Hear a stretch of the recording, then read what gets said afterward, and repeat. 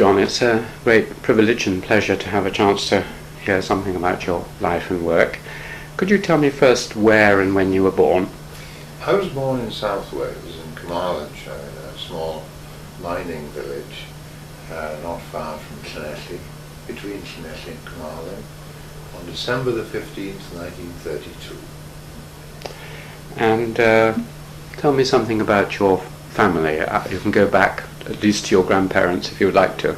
Well, my maternal grandfather was a gardener in a place not in the Swansea Valley, and my grandfather on my father's side was a sort of engine driver and a farmer also in Carmarthen. My father was a coal miner, but he worked his way up to be an overman, which is the highest you could go without going to take a degree or some qualifications. And the village in which he worked was an extremely lively one, very culturally advanced, lots of music, lots of drama, and lots of rugby and football and sport and so on. My father went to the First World War, and that influenced him profoundly. I mean, it was his university, really. He was obviously an extremely intelligent man, and the things that he told me about, he fought in Gallipoli, won the military medal in Gallipoli, he fought in the Somme, he went to Africa, he went to the Isle of Patmos, and then read about St. John and the Revelation and all that sort of thing. So he taught me a great deal. He had great linguistic skills, but he was quite hopeless mathematically. He was a great dog lover. There were 5 children. I was the last but one. I had one brother who was also a coal miner all his life, and 2 older sisters, and a younger sister who passed away and died of infantile paralysis, which is most unusual, at the age of 8 when I was 11. And I was brought up a little further up in the valley, in the Gwendraith Valley. It's a well-known little area where the coal mines run out, and where beyond that valley you come to the agricultural areas of Carmarthen, and they're beautiful. It's the setting of Meurig Thomas's Fern Hill, for example. And what was so nice about the grammar school that I went to, which was the Gwendraith Grammar School, was that there was a mingling of the sons and daughters of farmers and rural agricultural communities, and also the sons and daughters of coal miners. And there was a big contrast, the former class were rather lugubrious and slow and, very, very sort of matter of fact, didn't really rush to do things, whereas I noticed in retrospect that the sons and daughters of the coal miners, somehow because they felt they were living in danger all the time, were much more alert and quick-witted and better rugby players, better outside halves and so on. It was a rugby school. There were 4 Welsh internationals from there, Barry John, Cameron James and all these things. Sport was a pretty big effort, but the teaching was excellent. I was brilliantly taught by a physics mistress who started telling me about Michael Faraday. What was her name? Do you remember? Irene James. Oh, I kept in touch with her until the day she died. Irene James. She was a wonderful teacher. And she had the gift of not just telling you what physics was about, but mentioning to you what Isaac Newton was like, and what the great Lord Rayleigh was. And Michael Faraday, of course, captured our hearts, and he became my hero at the age of 14, 15. And one of the greatest of joys for me was to then, much later, occupy the chair that was created for him, and to do the job that he did at one time as director of the Royal Institution. And my inaugural lecture, they had Irene James sitting in the front row, so it was quite an evening. So that's my background. Your mother? My mother was very wise also. She left school at the age of 12. She had none of the linguistic skills that my father had. She spoke to me throughout her life in Welsh. My father decided when I was 10 that my English was so atrociously bad He was petrified with the idea that I might not pass my 11 plus. He expressed a very firm, imperious edict. From now on, I speak to you in English and you answer in English, which is what I did until the day he died, in 1954. My mother was one of 9 children, and she was a shrewd lady, took the measure of things, had a phenomenal memory. And I think I've inherited something from her. I've got a reasonably good memory. It helps me in my science. You know, what I've discovered is some of the really great scientists that you come across have absolutely incredible memories. You know, I mean, Linus Pauling, for example, could write down the entire periodic table of 100 elements in 1 minute 40 seconds. Good heavens. And get them all in the right order. In a lecture. Did you ever meet him? Oh, yes, I did. Well, I shook hands with him, but I never met him, got to know him, but I heard him lecture 2 or 3 times. He was one of the few double Nobel Prize winners, wasn't he? He was indeed. He was the only man, and he always liked to say this, who won the Nobel Prize twice alone, you see. I mean, you know, you can win the Nobel Prize, you can get a quarter Nobel Prize, you can get a third Nobel Prize, you can get a half Nobel Prize, you can get a full Nobel Prize. What about Fred? Did he win it with... Oh, Fred won it once outright, and a third on another occasion. That's pretty good. Marie Curie, I think, won it 2 halves. Only about 5 in all. And Linus almost did it a third time with DNA, didn't he? I mean, if he... Yes, although he was a good bit behind, I think, but he was, I mean, extraordinarily threatening to the 2 people, the 3, in fact, who finally got it for that major breakthrough. Yes, indeed. His son, Peter, was in Peterhouse, of course. He sent his son to work in Cambridge. He was so impressed by John Kendrew and Max Brewitz. Yeah. So that's my background in South Wales. I went to this grammar school, very well taught. And you were a sportsman? Yes, I was a Welsh walking race champion, actually. I was quite a good cricketer. Played for the University of Wales at cricket.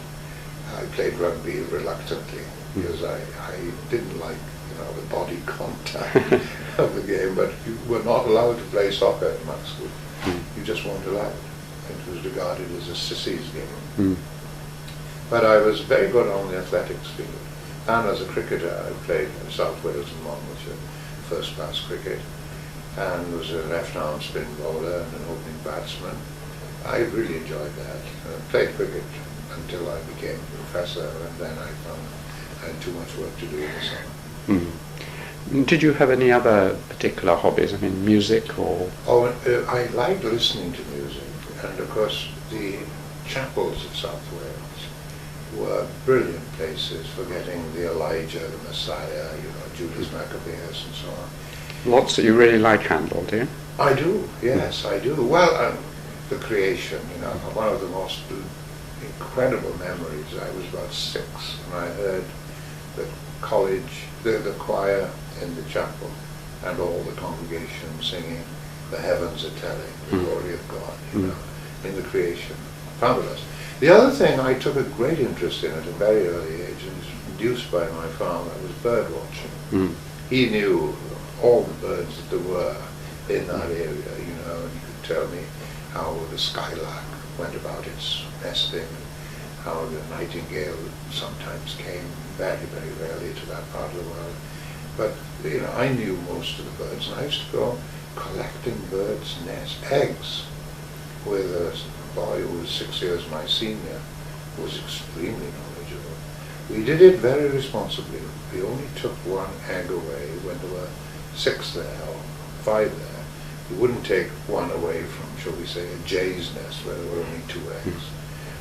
But, you know, you could detect the linnet, you could spot the yellowhammer, and of course the Welsh words for birds are marvellous.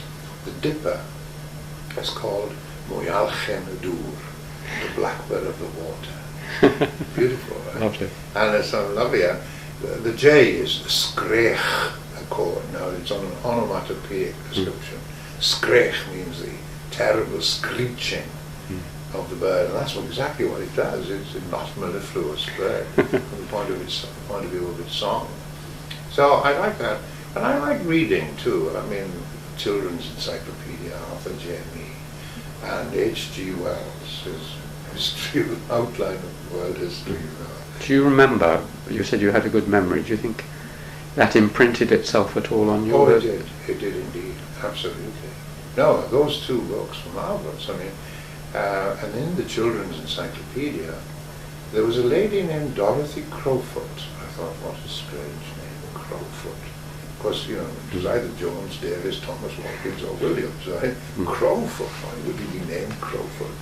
Anyway, she turned out later to be Dorothy Crowfoot Hodgkin, Really? who knows solved the structure of insulin.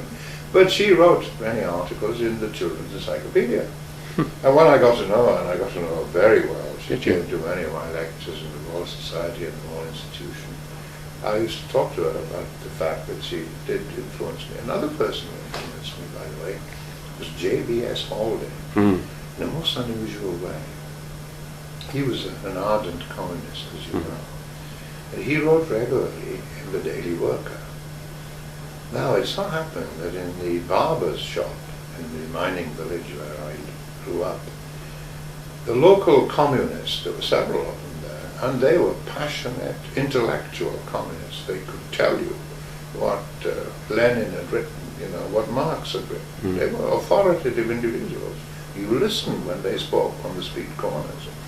They would deliver, free of charge, the Daily Worker every morning to the three barbers' shops. So when you went in, you could always guarantee, as well as titbits and London Illustrated News, you got the Daily Worker. And I remember reading this man, J.B.S. Haldane. How strange that you should have three initials, you know. You could have John, you could have David, but J.B.S. He wrote in such authoritative terms about why is there so much iron in the body. He described hemoglobin. You know, there was a wonderful essay which he later wrote up, and it's been reproduced many times since, on being the right size.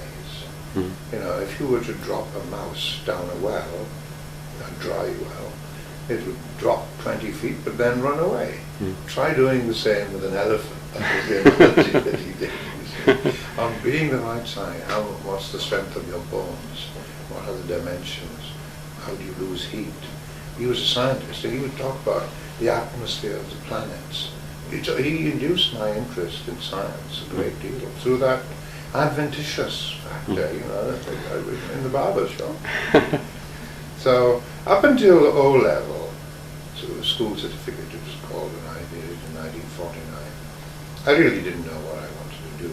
In fact, it was a great good fortune that R.A. Butler's most important Education Act of 1944, it meant that I could go to school free. Because I started going to grammar school and my father had to pay. But in the middle of World War II, or at the end of it, the 39-year-old R.A. Butler defied Winston Churchill. As Minister of Education, he said, we are wasting the potential of this nation. We don't allow people to go and have free education up to the age of 16 or beyond. And I went to grammar school, and then at A level, I really immensely enjoyed myself. I mean, I did quite well in geography, in English literature, in physics, and in mathematics at O level. I did quite well in some of the other subjects. And I wanted to do physics, mathematics, and geography. The headmaster decreed, no, the timetable will not allow that. I can't make that work. You'll have to take chemistry. So within 3 weeks or 4 weeks, as a result of being the only student in the class, the teacher there would spend in a 2-hour lesson the first hour talking about rugby and why we lost to Swansea or something the previous Saturday, and the next hour doing chemistry. And I read an extremely important book by a man whose name I still remember, Eric James. Of course, Eric James later became Lord Rushmore, Lord James of Rushmore, and he was Eric James, the High Master of Manchester Grammar School. But he was the chemistry master, having graduated at Oxford, at Winchester. And he wrote a book called Problems in Physical Chemistry. And what struck me about it was so elegantly written. It was like reading a novel. You know, Thomas Hardy was one of my father's favorites. You know, Under the Greenwood Tree, Fall from the Madding Crowd. These were the books. There weren't many books in my home, but those were the kind of books that he read. But there was mathematics in it too. I was exhilarated by what Eric James wrote. And I think if I were to see him, I was in his home the other day as a result of giving a public lecture at the University of York. I felt, you know, his spirit was pervasive there because he did influence me in an ineffable kind of way. So once I went into the sixth form, I kept going playing rugby and playing cricket and doing a bit of my athletics. I was still a Welsh walking race champion. But I found the academic life so exhilarating and so interesting. I went off to Swansea. I was accepted to go to Cardiff, Swansea, Bangor and Birmingham. And then I got frightened going to Birmingham. I don't think I could have survived in a large city. I just wanted to play cricket for Swansea. It struck me as being a nice thing to do. So I went to Swansea and I was extremely well taught there. The undergraduate education that I received there from people who had been very carefully chosen by a man who was outstanding. Later became Lord Fulton, J.S. Fulton. He became the first Vice-Chancellor of the University of Sussex. John Fulton really knew what universities were about. He was a Scot, he was a philosopher, a Balliol man, but he really could inspire people. You know, I look back at that phase of my life and say to myself, you know, how fortunate I was to be in a college. There were only about 1,000 people in the college in all the subjects, but very bright people in whichever subject you looked at. But he was the leader, and when he spoke, he was inspiring. You know, he didn't talk about fundraising and things like that. He talked about, you know, what is democracy? We had to read essays to him. All the first-year students, can you imagine this? About 250 of them. They each had to write an essay, 4 essays in all, on various subjects. He gave you a list, you could choose one at a time. Every 2 weeks or so in your first year, you had to read an essay. One of them to Rush Rees, the philosopher, who was a big friend of Wittgenstein, as you know. Others you might read to the assistant lecturer in French, or the reader in physics. And you had to talk about, you know, the idea of nationalism, for example. Speak to a professor of history on that. But John Fulton took us in 4 at a time. We would each read our essay, and then we'd have an hour's conversation. Now, the top man found time to do that. That's impressive. Really made a lasting... The other thing that he did, which set him apart, I know, every Tuesday afternoon, every single first-year student in Swansea had to go into the largest lecture theatre. He would get world-class people, Isaiah Berlin, talking about the Brothers Karamazov. I'd never heard of the Brothers Karamazov. You know, I just didn't know anything about them. But you had the phenomenon of Isaiah Berlin standing in front of you, starting to speak at top speed and then accelerating. You must have heard him. I've heard him actually. And then you had Gerald Moore talking about the art of accompaniment and with the piano. Absolutely mesmerizing. And, you know, Garnet Rees, who later became professor of French in Hull, on Marcel Proust and the psychological novel. Kingsley Amis, who was a member of staff there, talking about the novel. Why was it that Jane Austen and George Eliot and others all came more or less together? How do you account for this? And how important is the novel?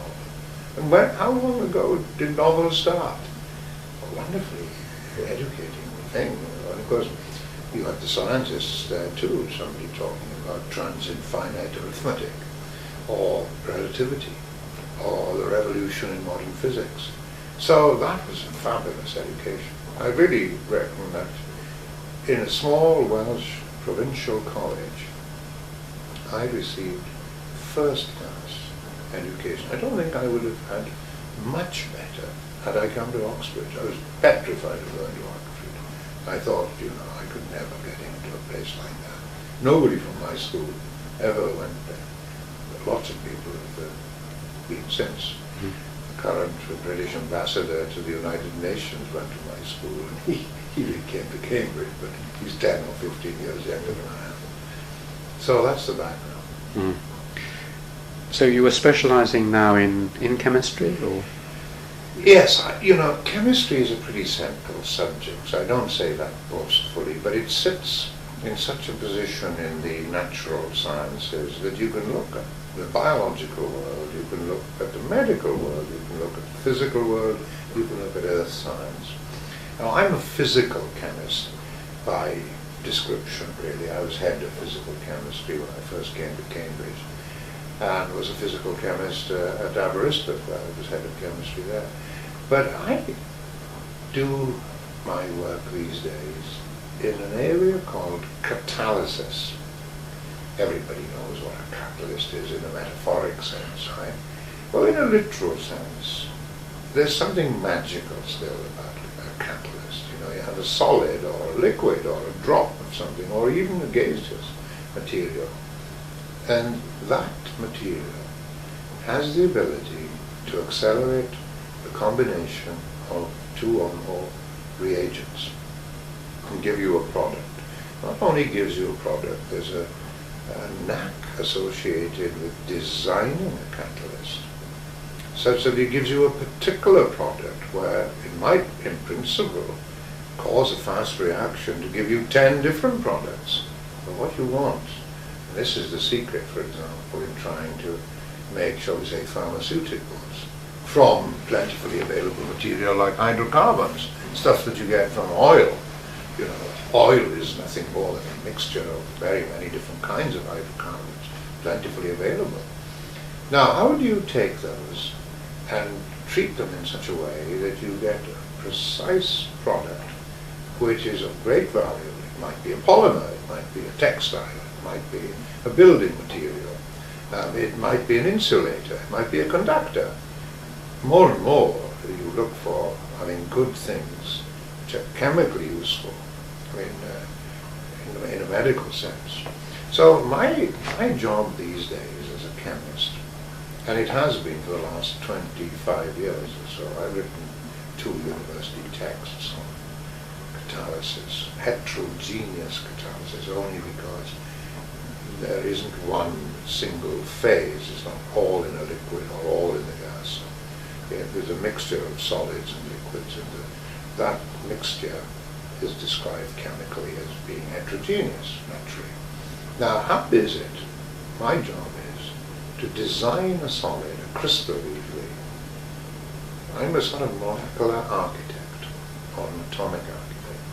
Try to assemble a particular structure which is solid, which is full of holes. It's got a huge surface area, but paradoxically that surface is internal. It's like having a sponge, except that it's more rigid than a sponge.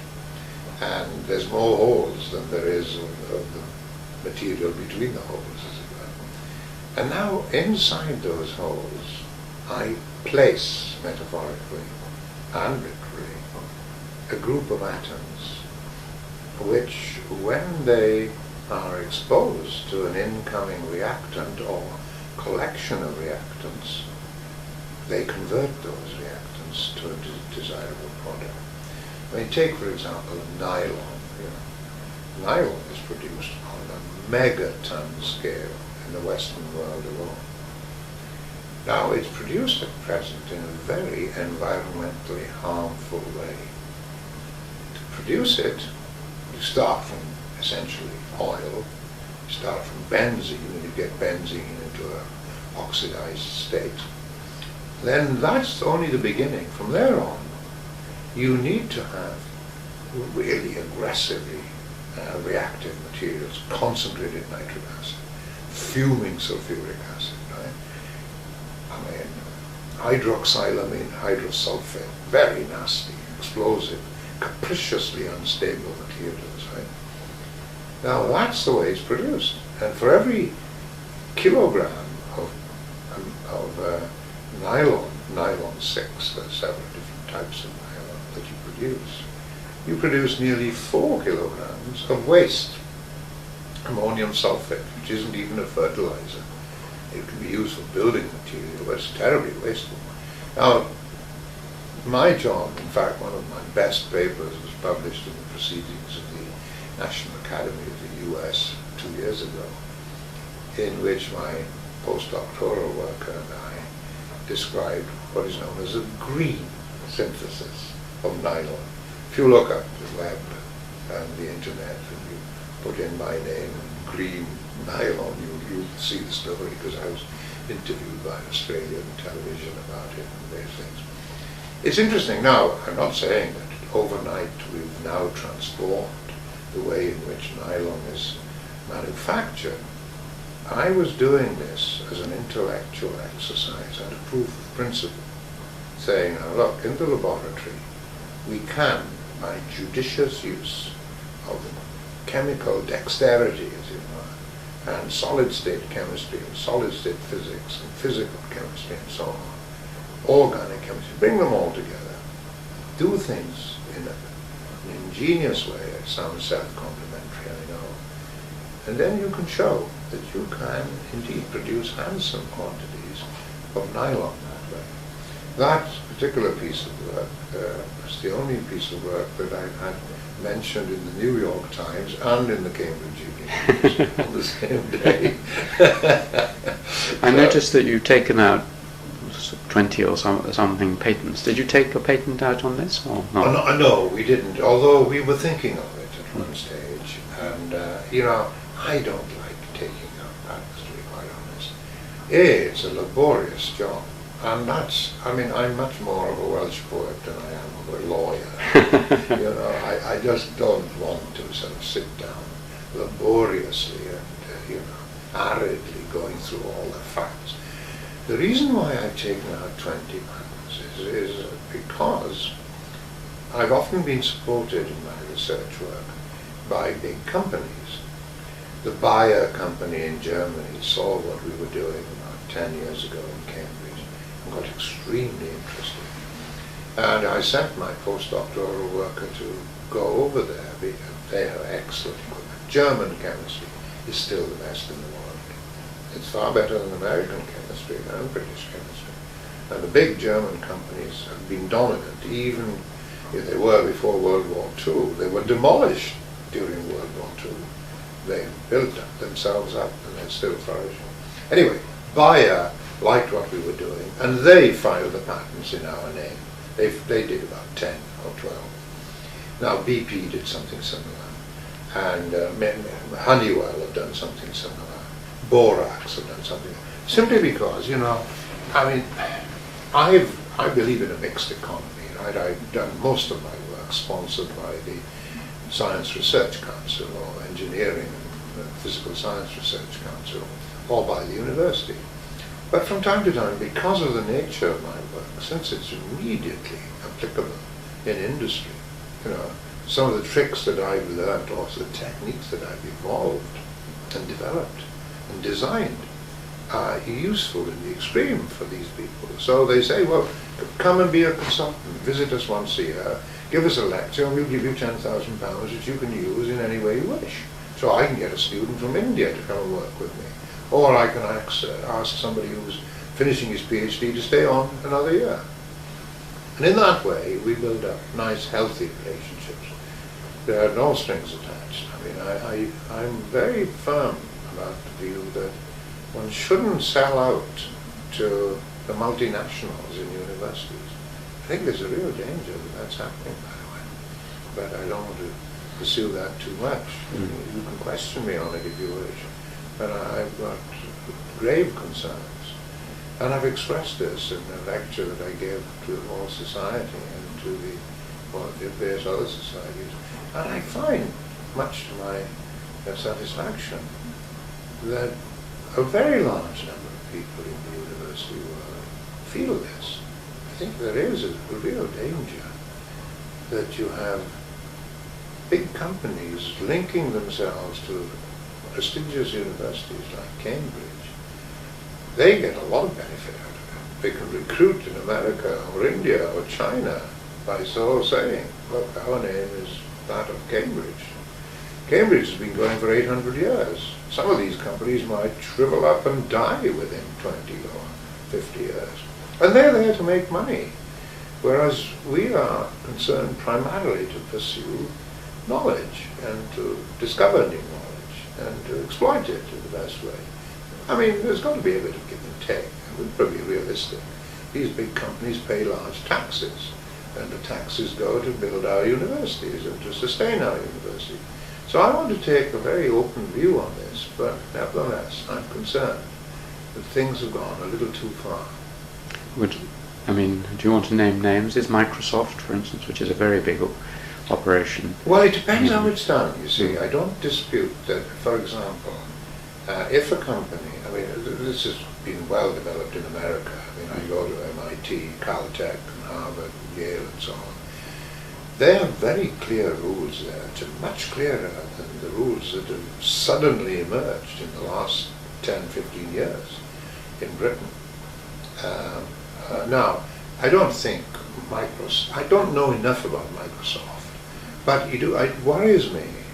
I mean, I possibly don't quite know how the financial arrangements work out in the sort of BP Cambridge relationship, because these are embedded research institutes. I mean, in some of the departments in Cambridge, I have to be very careful here because I don't want to be called into court on this, but in some of the departments in Cambridge, you have multinational research centres, and those research workers don't mingle freely with the surrounding community. They can go into every seminar that's given in that department, but not every member of the department can go into their ring-fenced entity. Now that's not right. Mm. I'm sure you probably know that, but I'm sure you'd agree with me. I'm disturbed by that. It shouldn't ever be like that. I mean, I had one of my best ever students. He's an absolutely brilliant student. He's the sort of man whom I could say could well win the Nobel Prize. He came to Cambridge recently to lecture, and he fully expected that there would be quite a large audience with people from all over the community of scientists in which he was working, among he was working, only to discover that it was a very select group, and these people were closely oriented to a multinational company. So he was there almost to educate them in a particular desired mission-oriented research. Now, mission-oriented research has to occur. It sometimes occurs in universities, and I'm indulged in it myself. But I do believe, nevertheless, that the intellectual freedom is sacrosanct, and it must come first. Well, that's very, very interesting. Let's go back to the biographical approach. You've now finished at the university. You then took up a job as an assistant lecturer, or? I did, yes. Well, in fact, after finishing my PhD, which I did in Queen Mary College, London, because my supervisor, a wonderful Oxford-trained chemist, a wonderful human being, a public school boy, whom we didn't meet very often in Swansea, who had all the qualities of a noble individual. Right? With a name? The name was Keble Sachs, and he came from Northumberland. And he was at Oxford trained by Sir Cyril Hinshelwood. He was a gentleman, he was kind, he was extraordinary. And I sort of wanted to work with him because he had knowledge bursting forth, Well, he went to Queen Mary College, London. I did my PhD there. And then stupidly I joined the Atomic Energy Authority. In fact, I worked in the Atomic Weapons Research Establishment, which was the silliest thing to do, because I needn't have done any military or any sort of reserved occupation. I needn't have gone into any reserved occupation. All those people who had graduated with first class honours were excused. They could go to do whatever they wished. But I was somehow struck by the idea that the equipment side at Aldermaston was so good that I would enjoy myself there. Even after a few weeks, I realized this was the wrong place to be. Because producing atomic weapons, I'm ambivalent at best about that. And generally, I think I would take the rot black view. I didn't want to be there, and I quickly began to apply for jobs, and I got an assistant lectureship at Bangor, lovely part of North Wales, and how delightful it was to immerse myself in North Wales culture. My Welsh was never extremely good when it was in South Wales, but it improved enormously in North Wales. And I had a lecture. I used to sign up for the extramural department. They went out to the villages in North Wales, from the Llŷn Peninsula right up to Mold in Flint and out into Anglesey. And I enjoyed that immensely. I did a lot of evening lectures. I gave 2 years running a 25 lecture course on the history and evolution of science. I'm embarrassed. I read Herbert Butterfield, I read some other books extensively. J.D. Bernal? I did, yes I did. I grew to admire him enormously. But there was a very fine Welsh book, would you believe it, by a man who was a reader in chemistry at Aberystwyth. He'd been a Cambridge man for 10 years at Trinity Hall, working with Sir Eric Rideal, and he and his wife wrote a book in Welsh on an outline of the origins of modern science. It was extremely good, and I used it as a text. Well, that's what encouraged me to do a lot of public lecturing, and I used to enjoy lecturing to school children and do some lecture demonstrations. I did this in English and in Welsh. But in Bangor, I was given intellectual freedom. There wasn't much equipment around, but there were some very bright people on the staff. At one stage, Bangor University had about 5 fellows of the Royal Society. It's not bad, I mean, some provincial British universities had none. I mean, Hull or Leeds, for example, had 1 or 2, whereas Bangor had 5. So, that gave you an inspiration and a feeling that you belonged to a good place. I enjoyed it immensely there. I'd have been happy there all my life, behind the Welsh hills. But, you see... Happier, did you say, or happy? Happy.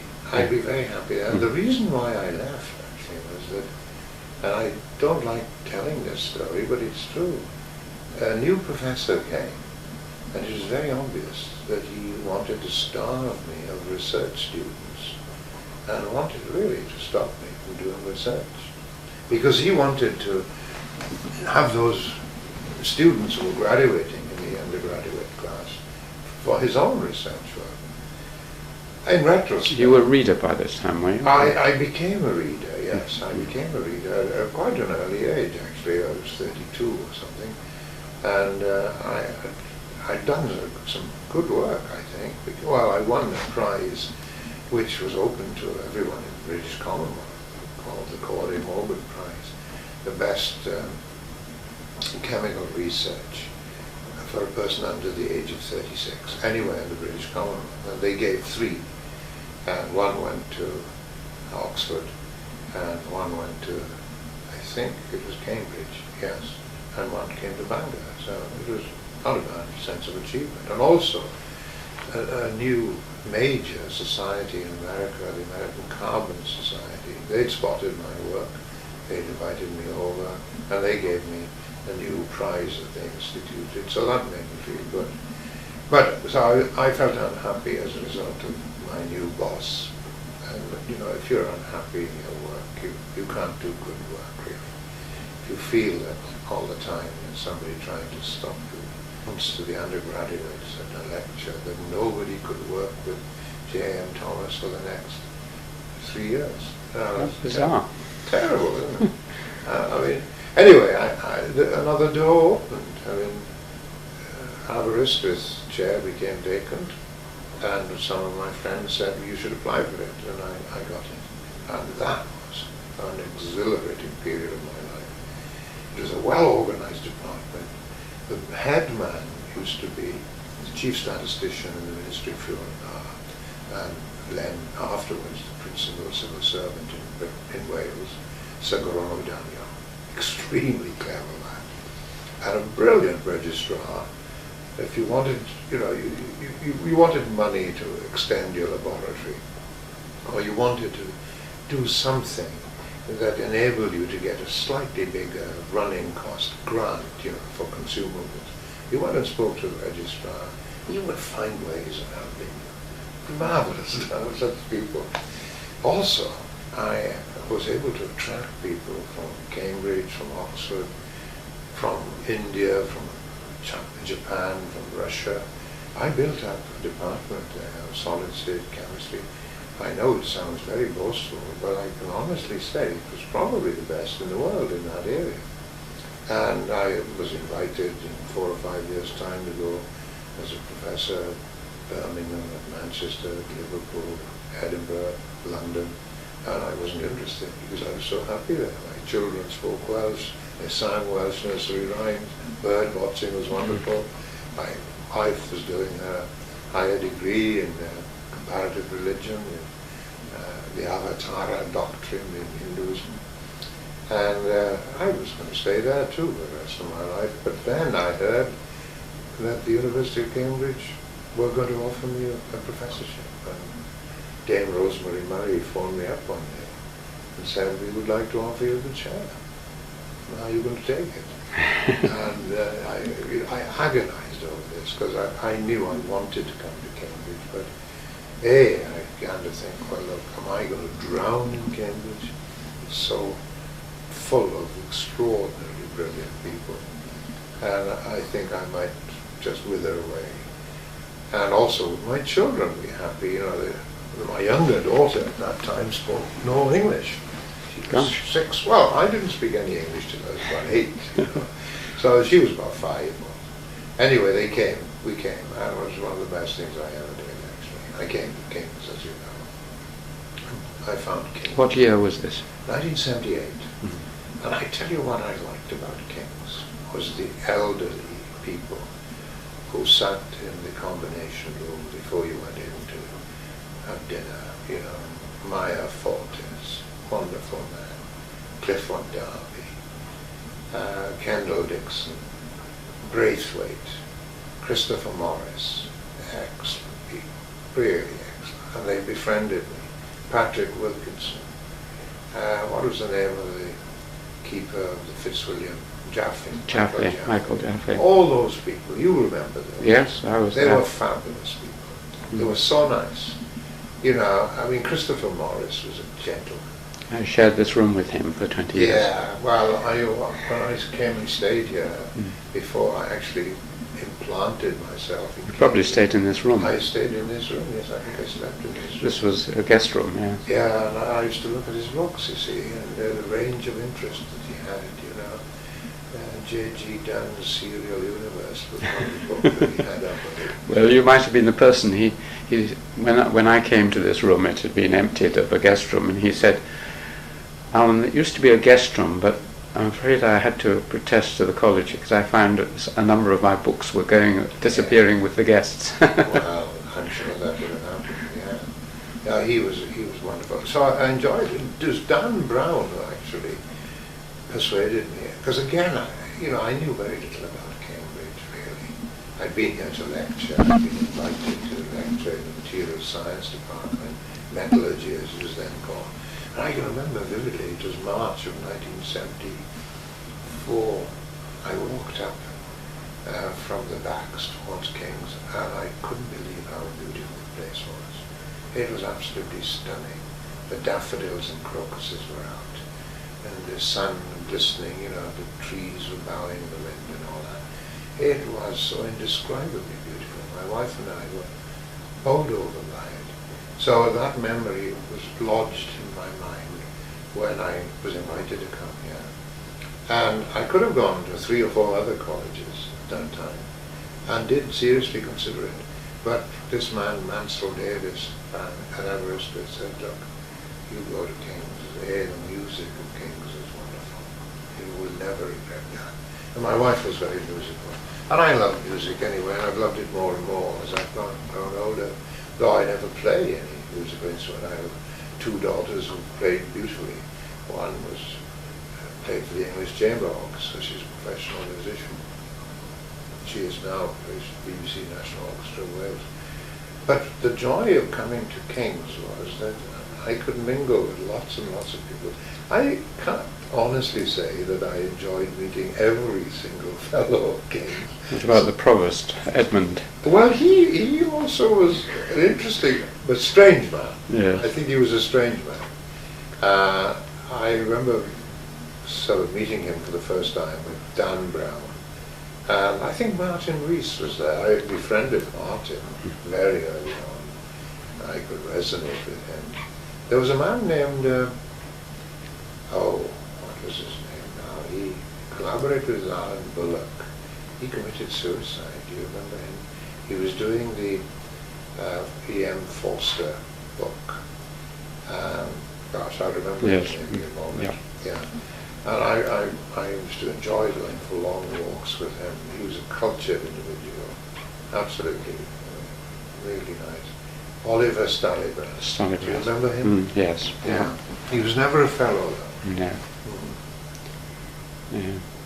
And Hal, did you know Hal Dixon? Oh, I got to know Hal. Hal was, I think Hal succeeded Dan as vice provost, yes. I think. And Hal was outstanding, and so was his wife. And, you know, in so many different ways, one of the small ways, but very significant ways in which they arranged every Christmas time or New Year to have all the children and fellows together in a little party.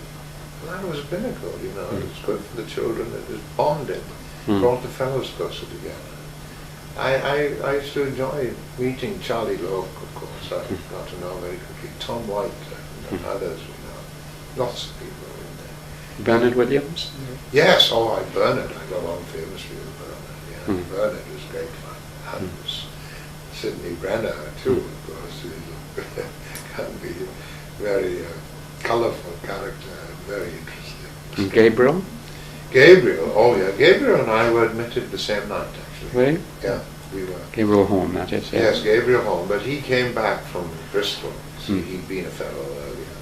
No, Gabriel and I, we became friends almost overnight. And Patrick Bateson was very kind. He and his wife were friendly with my wife and me. How would you characterize the kind of quality of, I mean, the buildings and the music you've mentioned, but and the older fellows in the combination room? It's got a reputation as quite an open and left-wingish kind of college. Yes. Well, I thought at first, and to be absolutely candid with you, some of the younger Turks who were very left-wing were what I had read were being described as cocktail party socialists. You know, I was brought up in a socialist community which was really socialist in the most compassionate and intellectually satisfying way. I really was. You know, people who had altruism and philanthropy imbued throughout them. And all their actions were based on trying to build a better world. Whereas I saw one or two of the individuals in the some annual congregation, for example, making comments which I found not genuine. I couldn't accept those, you know. But I tell you a positive sign that I very much appreciated. At lunch, or at the dinner table, but especially at lunch, mingling with people in other subjects, in genetics, or in medicine, or in astronomy, or in philosophy, or in history, and getting to know, what they thought about their world. I could ask questions and they could answer them. I thought that was great. And The music too was wonderful. I mean, going into chapel and listening, and going to the Advent carol service and listening to the quality of the music. Philip Ledger was in charge then. And as soon as Stephen Cleavery came, I instantly struck up a friendship with him, which has lasted to this day. We're very big friends. And of course I've got to know David Wilcox, and relatively recently, and he is a charming, absolutely wonderful human being. I hope you could interview him sometime. I should do, yes.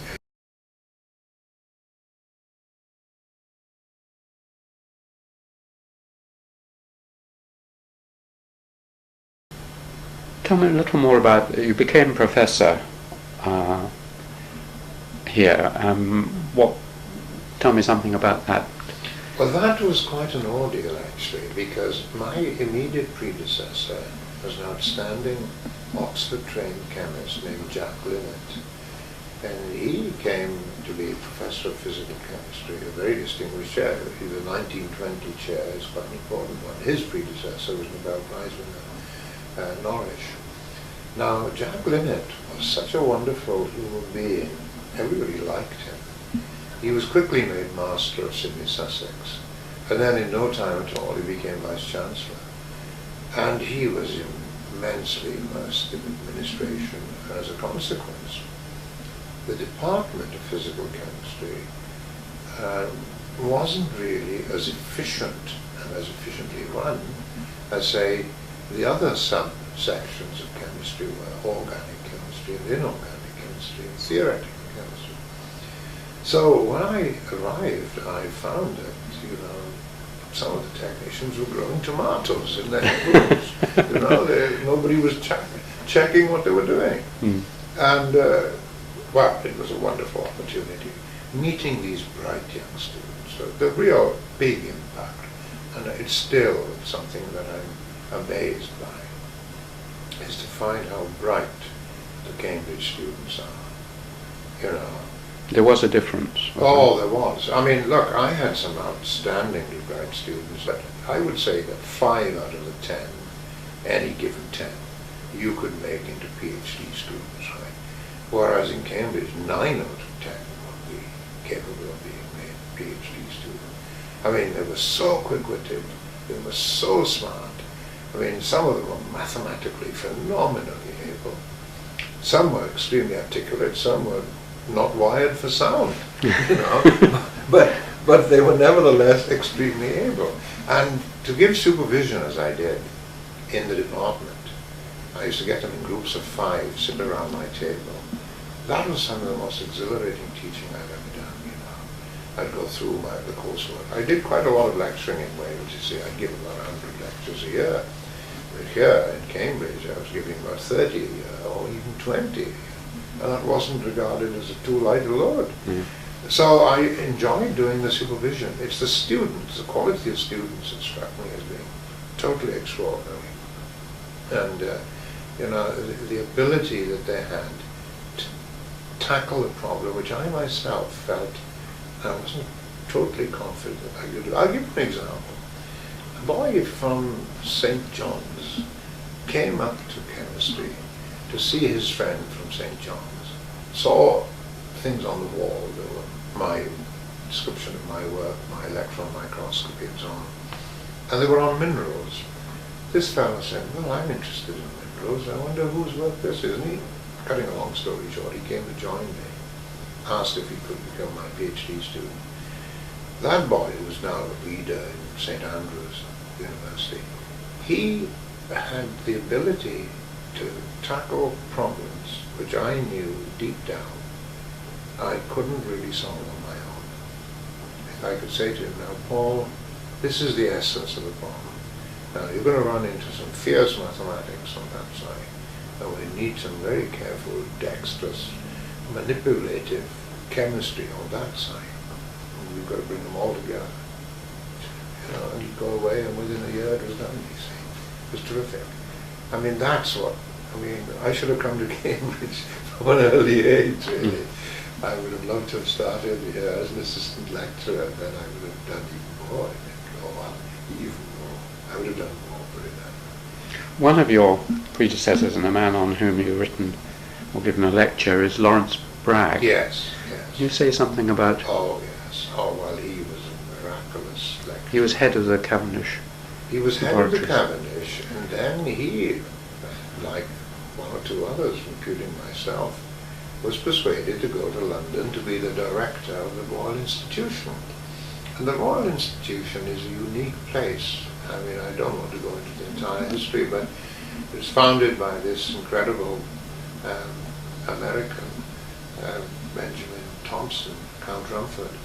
And the job of the director of the Royal Institution is to portray and explain science to adult lay people, interested, intelligent individuals, and to school children. Now, Lawrence Bragg was the founder of crystallography. I mean, he's the youngest ever Nobel Prize winner. He won the Nobel Prize at the age of 25. No other subject in any subject has come by. He and his father shared it. Well, he was a young student in Cambridge and interacting with his father, and he realized something brilliantly new about X-rays and crystals. And then we have the Bragg equation, the Bragg method of solving the structure of a material from solids. You see, it's an amazing thing. If you take a hormone, which has just been extracted, or you take a protein from the body, nowadays you can take very complicated enzymes, and weirdly complicated, maybe 2,000 atoms in them. If you can get those to crystallize and form a nice little small crystal like a grain of salt with X-rays, you can work out the positions of all those atoms. You can get the structure of the enzyme. You can get the structure of the protein. It's a marvelous thing. It's revolutionized science. It's the single most important technique that the physicists have ever produced. Still is. Gosh. And of course, that was Bragg. You see, and Bragg, on top of all that, had the ability to describe science in simple terms. He had a beautiful, very shy English way about doing it. Spoke with utter charm and absolutely, beguiled people. He was a marvelous person. I met him once or twice. I know his son very well. I watched him and his father on film when I took over the directorship of the Royal Institution and studied how they described their work to young people. Very important. Dorothy Hodgkin became a scientist by listening to W.H. Bragg, that's Lawrence Bragg's father, giving Christmas lectures at the Royal Institution, which is another thing that I... You did that as well, didn't you? You gave the Christmas lectures. I did. 6 lectures were televised by the BBC. And very difficult task because the cameraman, it's giving a lecture without it being televised is a totally different thing. But giving it so that you know that it's going to go into every home in Britain. Not live, mercifully. We could redo some of the experiments and so on. But it was quite a thrill, though, nevertheless. And you get letters from young children and elderly people, too, saying things that you could have done or asking for more information. Very, very nice. Well, we've got to now the Royal Institution, Yes. and we've got 3 minutes on this tape, and then we'll have a little break. But tell me a little bit more about, Faraday, because he obviously, you wrote a book on him, didn't you? Yes. And he's such a major influence. Well, you see, he is probably one of the most astonishing scientists of all time, and that's not a hyperbole. I said this in Stockholm last week, and an audience of 200 people or so, and by the end of my lecture, I'm sure they agreed with me. I mean, he left a greater corpus of scientific knowledge after his death than any other scientist, and yet he left school at 13, equipped only with reading, writing, and arithmetic, became a bookseller's apprentice. At the age of 21, he was going to, the Literary and Debating Society meetings in London. He heard Humphrey Davy lecture at the Royal Institution. It transformed his life. He decided to become a scientist. And at 21 he started. By the age of 34 he was a fellow of the Royal Society. By the age of 50 he was a fellow of all the academies of the world. And many, many things that he did. The single most important thing, to proved that you could extract electricity from a magnet. I can tell you more in 2 minutes' time if you like. But if you wave any conducting wire or rod past a magnetic field and do it repetitiously, you can generate electricity. He discovered that August the 29th, 1831. And that's how all the electricity, more or less, on Earth today is produced. You know, electrical generators, the dynamo action is based on that. If you convert muscle power to electrical power by cycling, or hydroelectric power, what you're effectively doing is giving enough push to turn something like a magnet around a coil, or pushing a coil within a magnet. The other thing that Faraday did, which is brilliant, you see, he proved that every ray of light has both a magnetic and an electrical component. Now, if that were not true, the fax machine, the telephone, the telegraph, the CD, your camera would not work. And he proved that in 1845. Well, look, Faraday started at the Royal Institution, aged about 22. And, I mean, he knew very little experimental chemistry, but he'd been guided by Sir Humphrey Davy, who took him on a European tour. And day to day, I mean, he watched Davy at work. Davy went on his extended honeymoon, effectively, with a mobile laboratory and synthesized various materials, in fact, isolated iodine while in Paris and so on. So Faraday came back equipped with some intellectual know-how and technical skills. Well, in no time, he liquefied about 6 gases that had never been liquefied before, including ammonia, and that's the forerunner of the sort of refrigerator.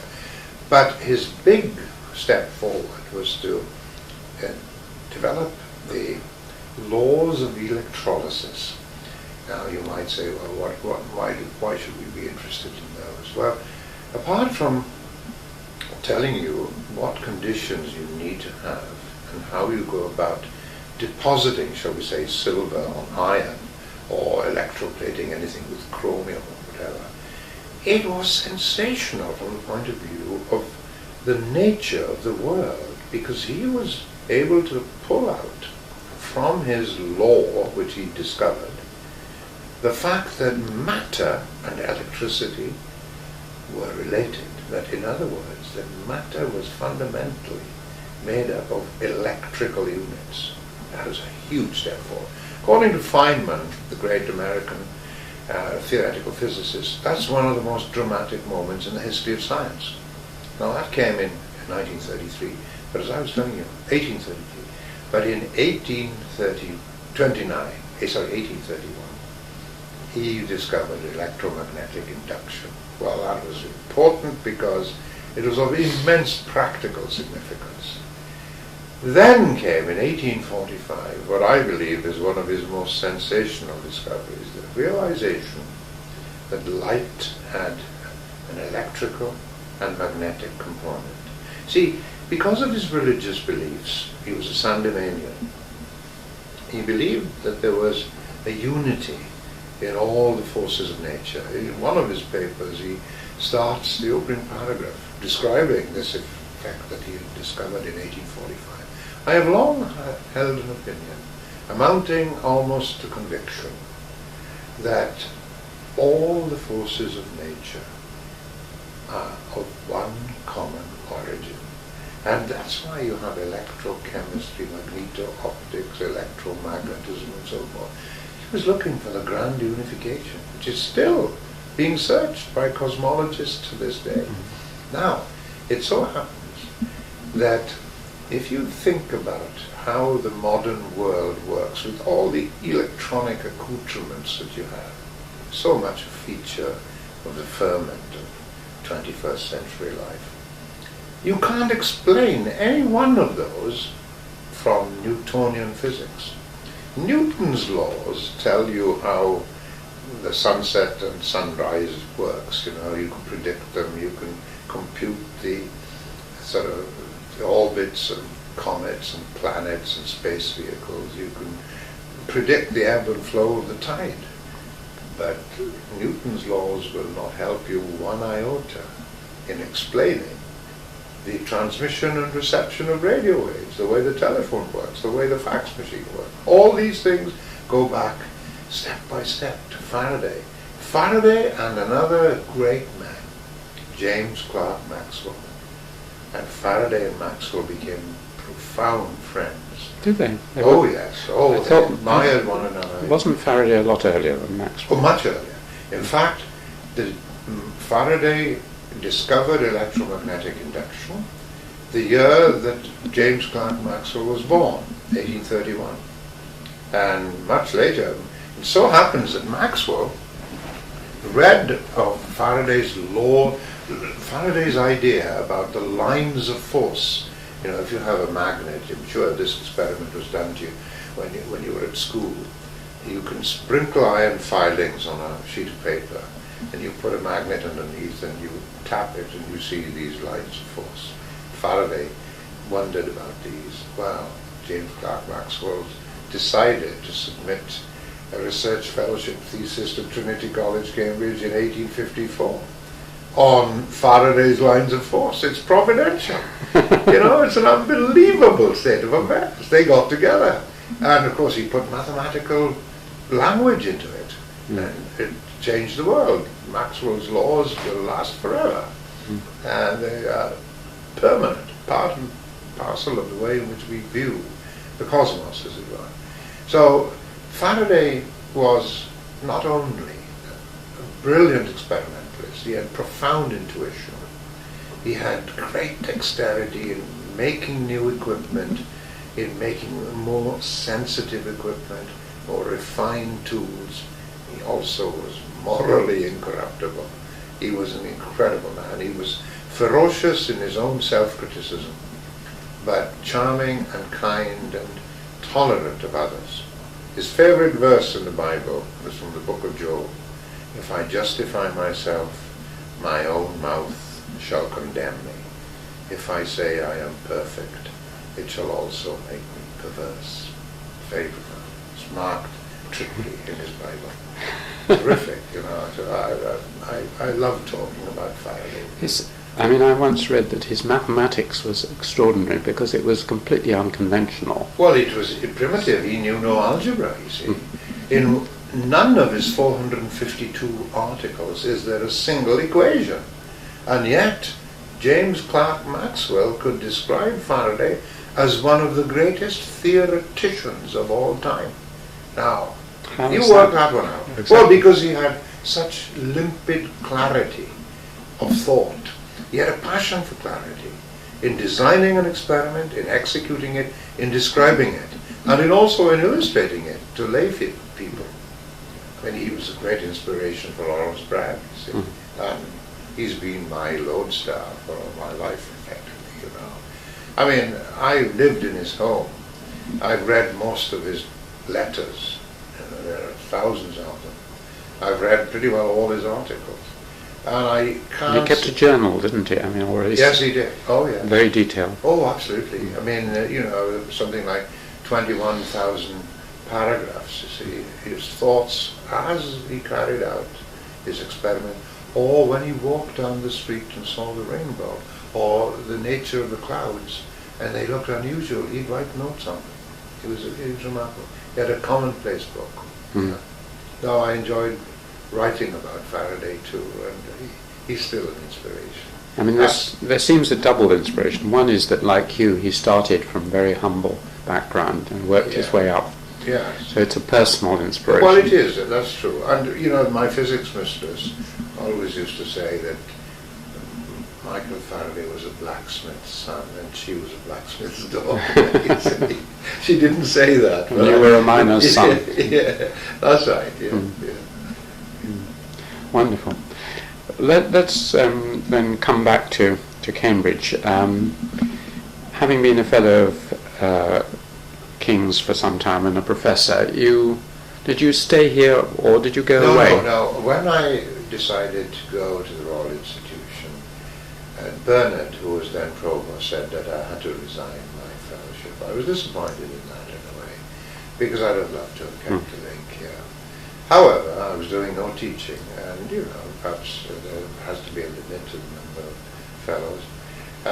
So I would have stayed then in the Royal Institution until my retirement, but my wife became fatally ill. I mean, it took in all 20 years for her to pass away from her cancer. But we didn't announce it. It returned, you see, in 1989, and my medical friends advised me that the strain of entertaining, you had to entertain royalty, cabinet ministers, prime ministers, lots of people, wonderful stars like Jonathan Miller, the Lord Chancellor, and so on. And there was a great deal of activity. I loved every moment of it, but my wife, who was a perfectionist, unlike me, did things with such great care. It took it out of her, you see, and we entertained late into the night and all that sort of thing. And my doctor friend said, look, this is not the job for her if you want to prolong her life. So we came back to Cambridge. I had a short period as Deputy Pro-Chancellor, it's a Dickensian name, a Deputy Pro-Chancellor of the Federal University of Wales, which was a part-time job, and it enabled me to do my research. And I kept doing my research in the Royal Institution. Did a lot of it there. I mean, some of my best ever work was done in the Royal Institution. But then in 1993, out of the blue, not out of the blue, because I now know this can be said, Sir Aaron Klug, who was one of the 4 Nobel laureates in Peterhouse, that's not a bad record, he phoned me up one night and said, would you be interested in allowing your name to go forward as Master of Peterhouse? I said, I don't think I'm your man, but I'm interested. And I went along and I was interviewed, and the 30 or so fellows fired 2 questions each at me. That's how it was done, and 4 other candidates were subjected to a similar onslaught. And they chose me.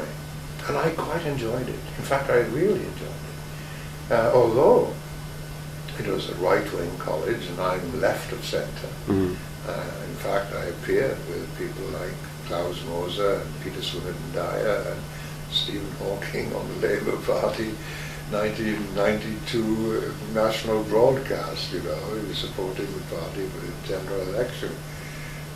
So I was very surprised that Peterhouse chose me, but I discovered that there were as many people like Aaron Klug, Max Baruch, John Kendrew, who were either at the centre or right, just over the border in the right, or weren't extremists. And furthermore, those who were extreme right-wing often were gentlemen.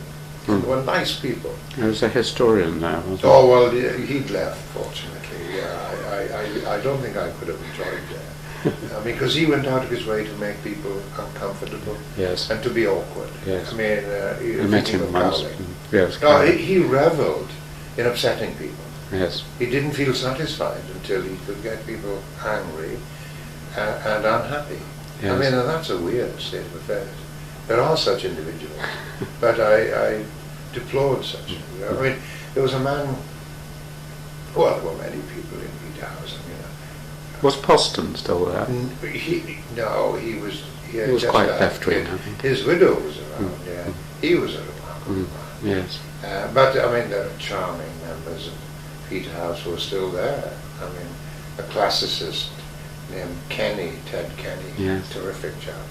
Jacques Hyman, ex-head of engineering. He's a civil engineer himself. Brilliant individual, wonderfully cultured man.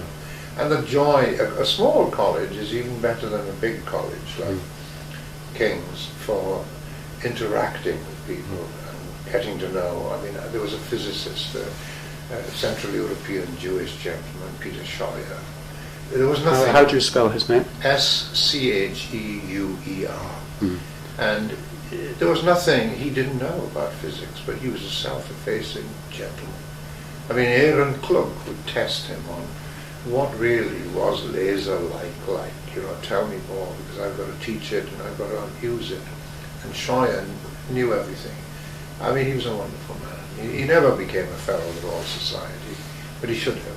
There are so many people in Cambridge, I find, and elsewhere too, who have not been acknowledged by general bodies like the British Academy and the Fellowship of Engineering or Royal Society. So I relished being there. And Aaron Cloak, well, he's one of the most knowledgeable men I've ever met on anything. Is he still alive? He's still alive. He's 80, 81, I think. I should talk to him. Interview him. Yes. He is actually unbelievable. I mean, ask him about the authorship of Deutero Isaiah, he'll tell you. You know, ask him about the Hittites and Rutherford scattering or virology. He's the man who first worked out the way to solve the structure of viruses. Why he won the Nobel Prize. He's unbelievable. Yeah. You were preceded and maybe not directly succeeded by historians. Yes. Preceded by Hugh Trevor Roper. Yes, and then, of course, immediately after him, it was Henry Chadwick, yes, who was a charming man, and is still alive. That's not very well now. I got to know those people very well because before any feasts, I always used to invite them and mingle with them and talk to them. And I got to know them really well, I thought. I used to correspond a lot with Trevor Roper, and he wrote with such felicity. I've got some of his letters. Oh, and you know, I tell you, one of the books that influenced me profoundly was The Last Days of Hitler. By Trevor Roper. When he was 29 years of age. There are passages in that book which are of such limpid clarity and such beautiful expression that I can remember them, even though having just read them once. You know. And I once walked down the Cold Court with Trevor Roper and said, "Do you remember writing this, Hugh? But truth is independent of the stimulus that has provoked its discovery, or the conditions that have influenced its expression." Do you remember writing that? I don't. No, I can't remember it. Well, that's how he described Goebbels, you see. I mean, think of the beauty of that sentence. Wonderful. Absolutely. One of his favourite quotations for me was, one fruitful error is worth 1,000 stale truths. Isn't it great? Isn't it great? He's wonderful. Yeah. You know, he was asked once, David Buckingham, my friend in theoretical chemistry, was a fellow student of Hugh's in Christchurch, and they'd been to listen to a sermon, and the sermon ended, and David said to Hugh, "What do you think of it?" "Gibberish laced with malice." You know, just 4 words. Well, his description, I think it was Hugh, of the average article in the English Historical Review written by a medievalist was thin trickles of text through lush meadows of footnotes. Fabulous! Just one thin line trickles of text. But one fruitful error is worth 1,000 stale truths. Very good. I mean, he was a wonderful lecturer too. Yeah, he was. Yeah. Well, I enjoyed my time. And look, one of the great things about being master, Alan, is that you can help so many people. That sounds very earnest, I know. But look, you do feel better if you've done a good deed.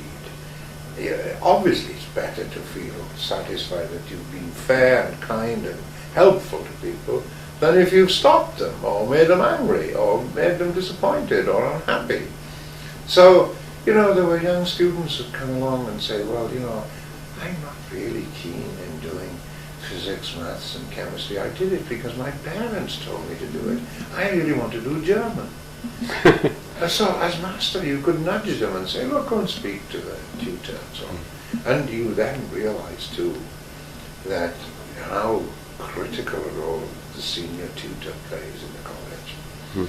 The verbal skills and the inspirational zeal that a senior tutor confronts the student with is extremely important in my opinion. And it makes a difference between success and failure for the undergraduates. And you know, your job is to make sure that things run smoothly. Well, fortunately, over the centuries, the system has evolved in a Darwinian kind of way, such that, you have a bursar, an assistant bursar, you've got a clerk of works, and you've got tutors, and you've got supervisors. There's plenty of checks and balances, and you can come in and see it in an overarching way.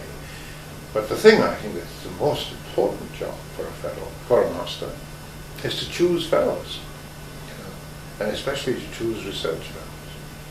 I took that extremely seriously. I read every single application. I went through it with a tooth comb. And in fact, when we advertised for a bursar's job, I had 508 applicants. Because we didn't have a bursar, you see, we had a part-time bursar who was a fellow doing something else. And I decided we had to have a bursar. Too complicated a world these days. You've got to have a full-time bursar. So I went through 508 applicants. I didn't go for a headhunt. I don't believe in headhunting. Not for the university. If you want to choose a new vice-chancellor of the university, don't go to headhunters. What will they know? Ask the people who are here. That's how it should be done.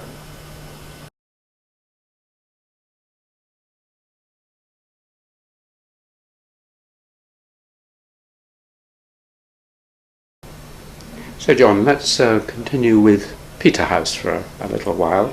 You said that you took it very seriously, and particularly finding new bursars and electing research fellows.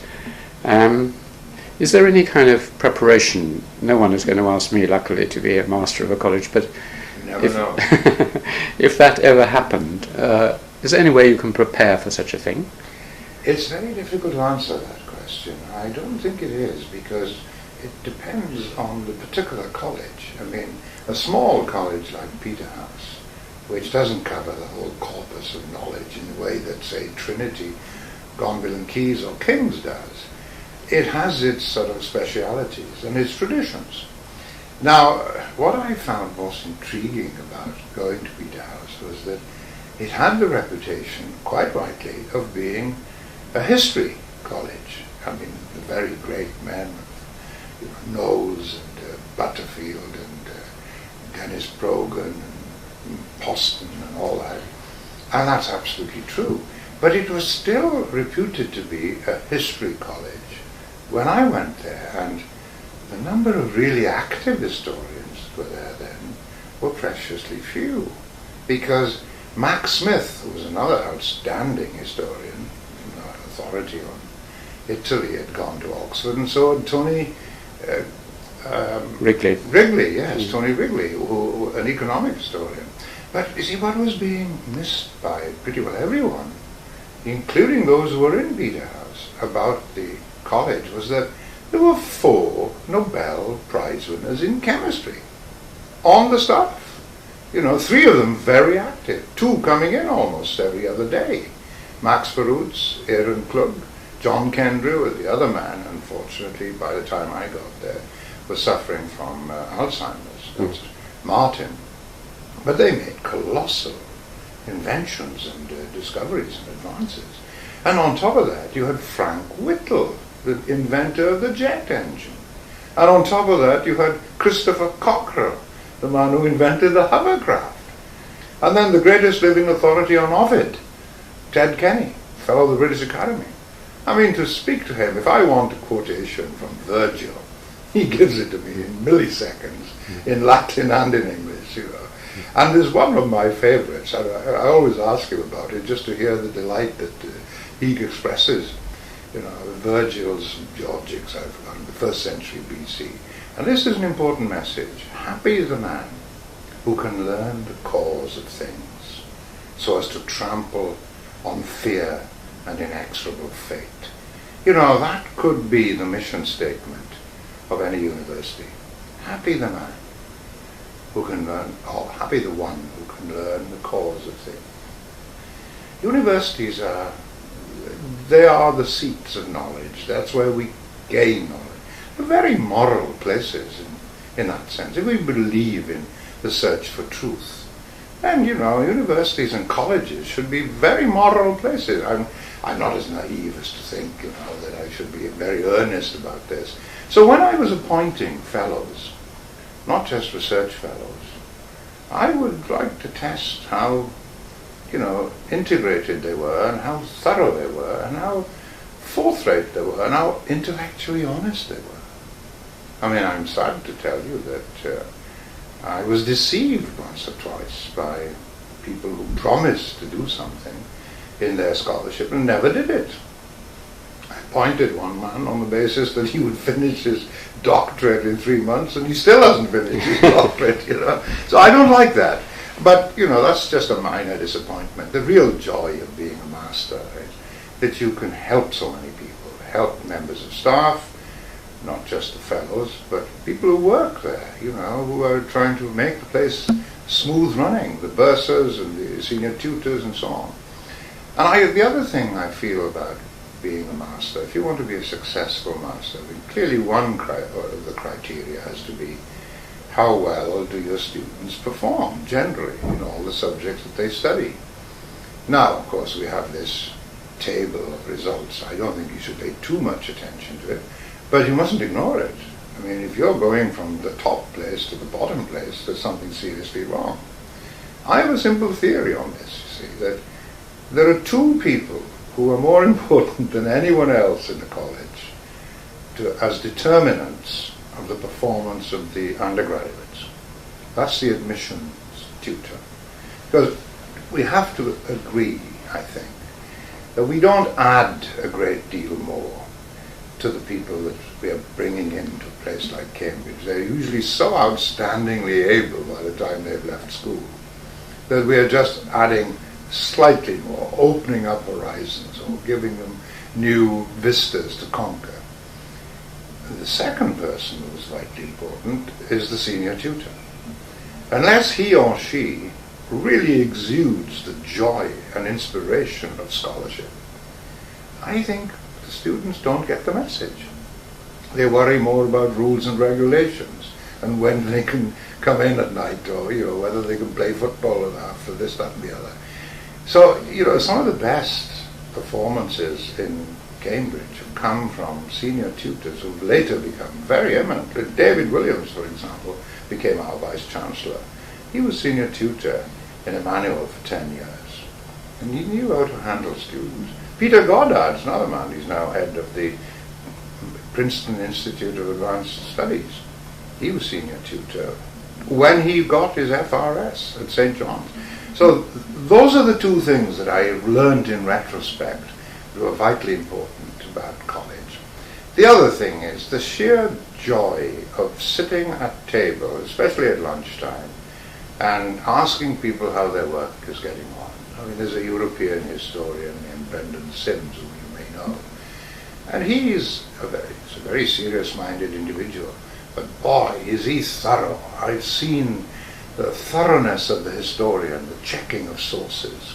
I used to think in my puerile and irresponsible youth, that historians were probably parasitic. Quite wrong, of course. But, I now realize that unless you have a professional historian who can interpret the past and reinterpret it, not necessarily turning over old soil, although some of it does do that. I mean, Roman economic history doesn't change as rapidly as nuclear physics or astronomy. But even so, you'd still need Roman economic historians. Now, I really loved the whole experience of being master of a college. And I think if I were master of a college like, shall we say, Trinity, it would be a much, much more difficult job. I'm not sure if I could do that. Maybe I could. But it's all a question of, how well you can interact with individuals. In a small college, you could pretty well get to know everyone who's there.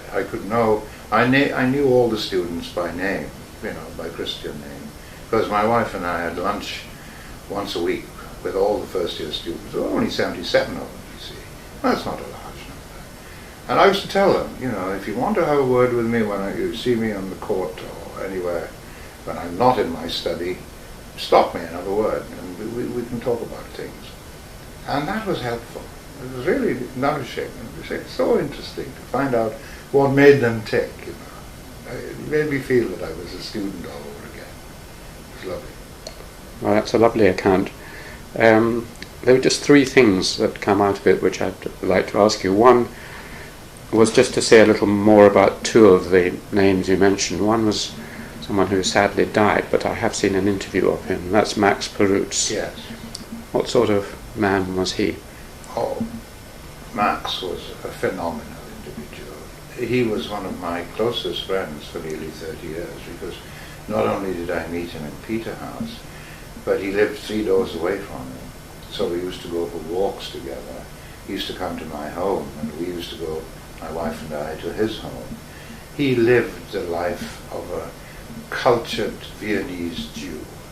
You know, when I think it was Sir Peter Medawar was asked, who are the three greatest Englishmen at present?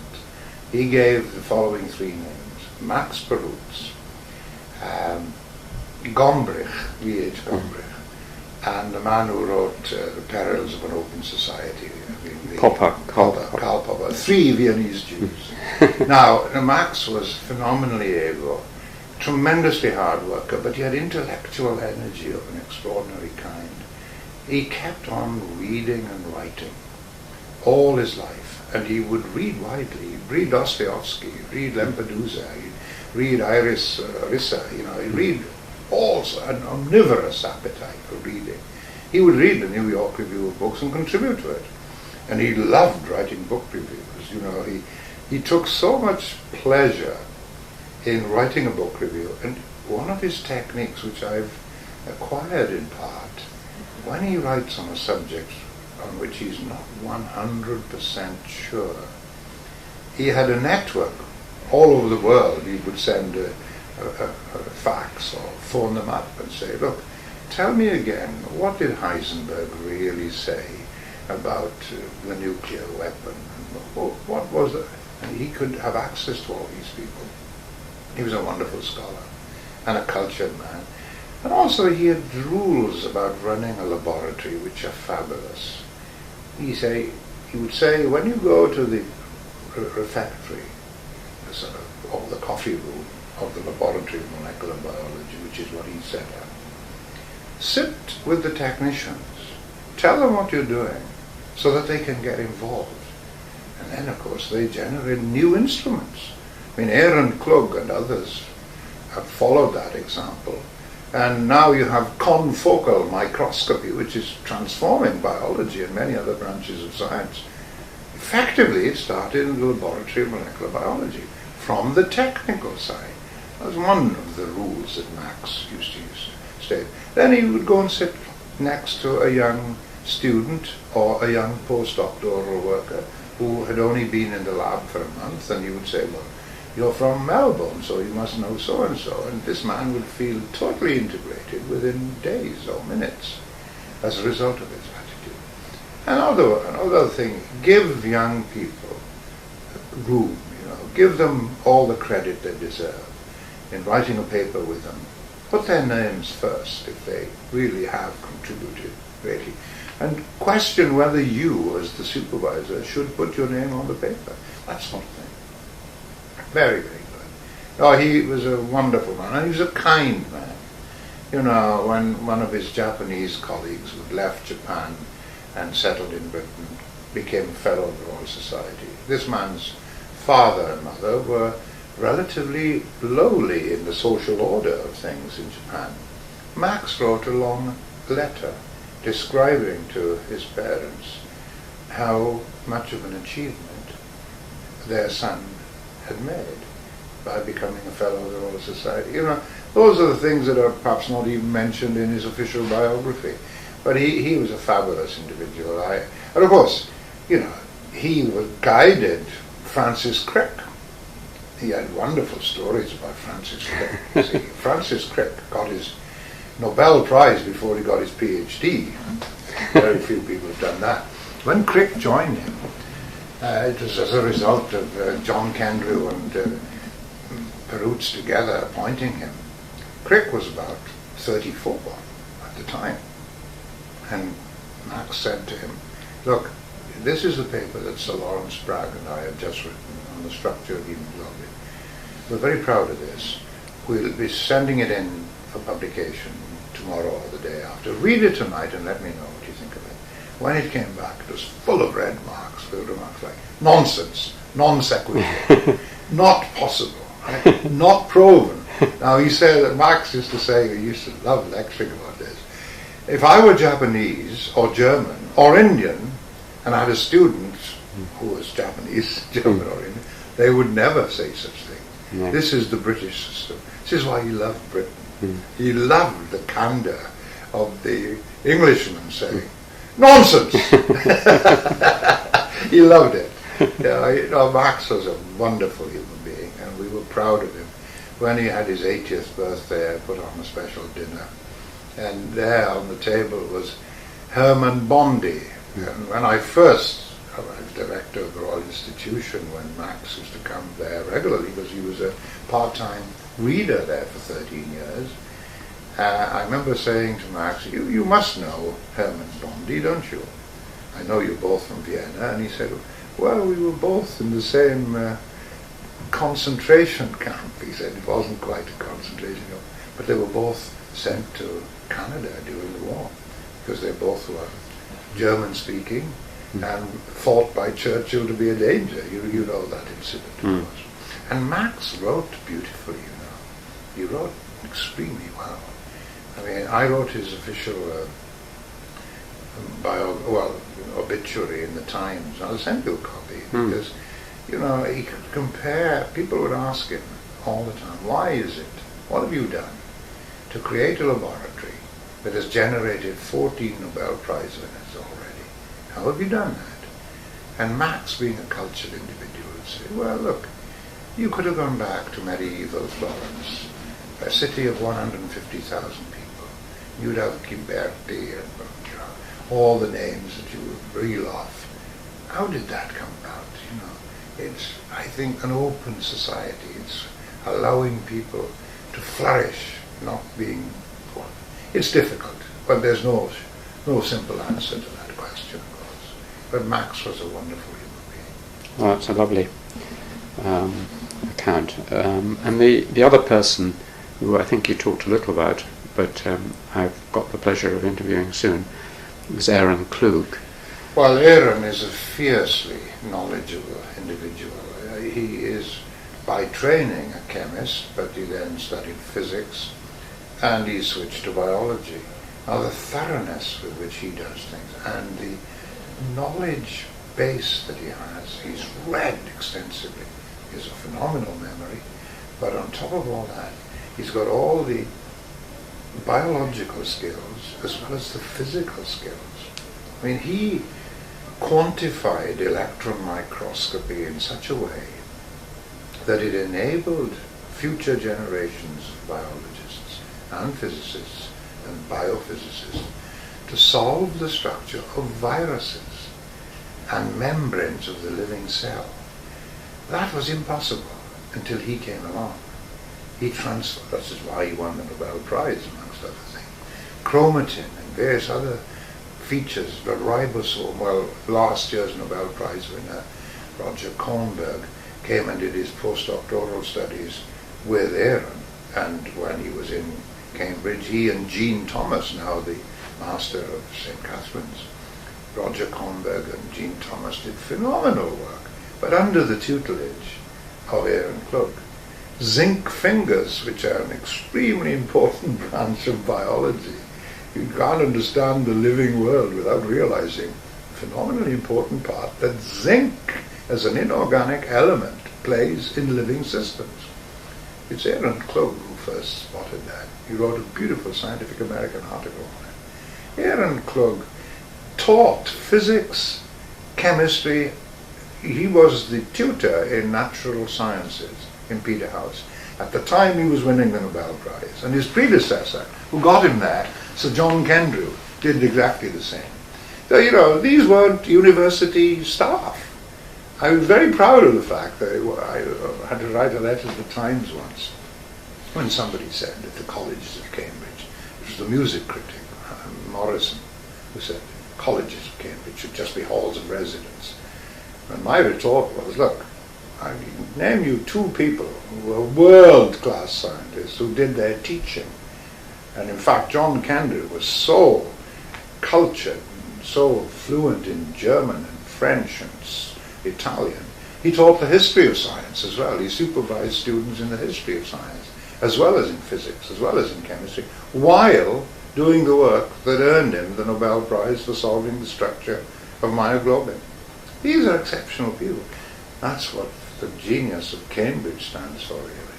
You know, I never cease to be amazed at the quality of it. Sir James Fraser, Ernest Rutherford, you know, Isaac Newton. Well, think of them all. These wonderful human beings that have given us a legacy of such incredible joy and knowledge. And well, it's bliss to feel that you are part of that, you know, that you've inherited it, and it's your duty to try and contribute in your own small way to that wonderful flow of knowledge and ideas. How do you said it was very difficult to pin down what about the laboratory created that inspired creation of Nobel Prize winners, but more widely, is there anything about Cambridge which you think are ingredients or conditions for creativity? Well, yes, I think there are. First of all, I think people do pursue excellence to a very high degree here. I mean, you just have to look at music in King's. Look at the way Stephen Cleavery tutors those young scholars. I mean, I was at the rehearsal of the carol service on Sunday.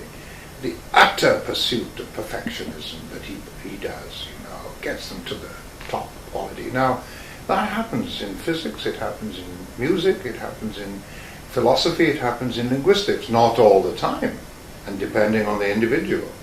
But I mean, there are fiercely able and competitive, in the best sense of the word, mathematicians, astronomers. Speak to Martin Rees. You realize that the man is teeming with ideas, restless for more knowledge, and very good at communicating it to people. The great thing about students in Cambridge is that they are the beneficiaries of three things. They get, on the whole, very good lectures, because the members of staff are, on the whole, very good. Now, they would have that in another university, perhaps, but not quite to the high degree. And secondly, they themselves have been carefully chosen, so they're pretty good material. And thirdly, they have the supervision system. You see, that's unlike most provincial universities and most of the other universities. I've been associated as visiting professor in America and various other countries with about 20 universities in all, and I taught in the University of Wales for 20 years. Well, we didn't have those conjunction of three qualities. I think you've got it in Cambridge, you've got it also in Oxford. This is why we're in League Division 1 on the world scale. I mean, I think that has been set in train almost decades ago. You know, whatever the government did, whatever the Vice-Chancellor or the governance of the Cambridge or Oxford is at the moment. I mean, I happen to think in moments of gloom that places like Oxford and Cambridge are ungovernable. They're so complicated. But the fact is, it's people with individuals who are restless for knowledge and who pursue knowledge and who try and do better and better things. That was one of Max's great secrets. He always sought to improve things. His next paper was his best paper. He used to say that. I used to say it too. I mean, I said it before I met Max. But it's the way that you should behave if you're in a university, as I was saying to you earlier. It's a moral place. So what a privilege, you know. I was brought up surrounded by people who worked manually. My brother, my father, and all the people in the community were tremendously hard workers, physically. Well, to be given the freedom to be in libraries, in laboratories, to mingle with people of similar disposition who have a thirst for knowledge, what a joy. And you know, it's not work, is it? It's pleasure. Just one other thing about the college, which I asked also other people who've been masters of Cambridge colleges, who appear to be either agnostic or atheists, like Robert Hind and Martin Rees, how they dealt with the fact that they have to preside over very beautiful chapels in John's. Well, I've always had a deep religious sympathy. My wife was a biblical scholar, and she read extensively, and I was brought up, I owe a great deal to the biblical belt, as it were, in Wales. You know, I heard some incredibly beautiful and scholarly cerebral sermons in Welsh, in South Wales, and I owe a lot to the sort of the stories of the Old Testament, which I was taught in Sunday school. You know, now I am not a convinced Christian, and the older I get, the more mystifying and mysterious I find life to be. But I nevertheless would like to believe, although I cannot believe it, that, you know, a small corner of the Roman Empire has a person born there who is the son of the creator of everything. I find it extraordinarily difficult to believe. However, I think of the incredible contributions that religion has made. I'm not in the same camp as the Richard Dawkinses of this world. I'm much more in the camp of the John Polkinghornes and the Tony Hewishes. But I'm not a convinced Christian. And the beauty and the literature and the morality, not altogether comprehensive and consistent, that you get from the Bible, I think is something that the world cannot do without. So I didn't have any discomfort at all about that. I felt very happy about that. And to other chapels and churches, just to contemplate the eternal mystery, as it were. Whether one, you know, the sad thing about life is that you don't live long enough. You need 300 years really, to do all the things that you feel you ought to do. But whether you'll understand the mystery of existence, how everything was created, how was it created? Even the astronomers and the cosmologists don't know that. You know, the Big Bang, I still have reservations about that, but don't pursue me on that. You have reservations about the Big Bang? Well, I mean, the fact that the Big Bang happened is indisputable, right? But, you know, it's too easy and flippant to say, you know, a singularity gave rise to all this. I mean, basically, it's like the puerile teenager saying, what came before the Big Bang, as it were, right? But, you know, the singularity there is not enough. It's mathematical, it's physical. You can understand things, the laws of nature were set in train there. That is a miracle in itself, of course. As Feynman once pointed out, if the inverse square law, 1 over r squared, were out by 1 in 10 to the 10, the world wouldn't hang together. You know, it couldn't be stable. Just imagine that. You know, it's mathematical and physical. So now you begin to think, well, how does that come about? Where do the laws of nature come from? And are they immutable? I mean, Fred Hoyle used to think, you see, that some of the constants of nature changed with time. You know, continuous creation became very popular in that regard, partly as a result of that. But I'm not sufficiently knowledgeable. You must speak to Martin Rees about these things. But the cosmos and the you know that there are giant gamma ray bursts coming in from outer space. They emit more energy in 1/100th of a second than the entire energy emitted by our sun in its entire life. Can you imagine that? That was discovered by the American military, who thought that the Russians were exploding nuclear weapons on the other side of the moon. And when they saw these results 30 years ago, they got tremendously frightened. But now it's part of knowledge, the giant gamma ray burst. Well, the father, capital F, of this carpenter's son in Bethlehem, you know, I wish I could believe it in that literal, beautiful way that I was taught at Sunday school and so forth. I cannot make that jump. Thank you. Can I ask you a little bit about your own working practices? You mentioned going for walks with Max Perutz, and one of my favourite quotations is, or at least Latin aphorisms, is solviter ambulando. It is solved by walking. Many people have found that their ideas come in that form. I wondered when you have your creative moments. Well, I've noticed, first of all, I walk about 5 miles every day, and I do it partly to keep physically fit, but partly to take mental stock taking. I prepare my lectures. When I was in Wales, in Aberystwyth, I used to walk up the hills and even go to a field of sheep and lecture to them. You know, nobody could see me, right? And nobody could contradict me. But when I was making my way, as it were, as a scientist, I had to give a very important Royal Society lecture in 1975, and I remember vividly thinking, well, the best thing to do is to go up there and let nobody see you and just lecture. Now, my working habits, I start work the moment I get up, and now I live on my own. So I start working, I referee a paper, or I draft a paper, or I read a scientific paper at breakfast time. And, you know, I work all day usually, except nice pleasant interludes of this kind.